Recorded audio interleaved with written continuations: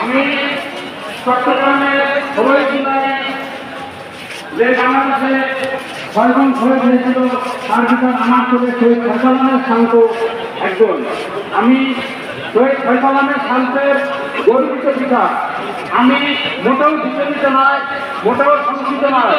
আমি আমার সন্তান শহীদ হয়েছে সেজন্য আমি গর্ববোধ করতেছি এবং আমি আপনাদের কাছে দোয়া চাইতেছি আমার সন্তান শহীদ ফয়সালামের শান্ত সহ আরো যারা শহীদ হয়েছেন তাদের জন্য আপনারা সবাই দোয়া করবে।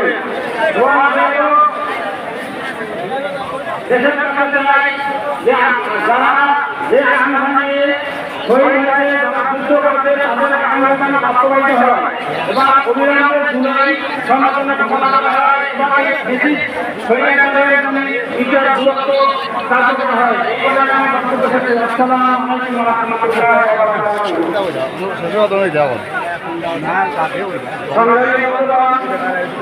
আজকের এই বিশাল আপনারা আমাদের অনেক রয়ে পড়েছেন, পরামর্শ দেওয়া হয়েছে ডাক্তারদের পক্ষ থেকে এগুলো ফাঁকা ফাঁকা হয়ে ওঠার জন্য আপনারা আয়োজন করে নেবেন।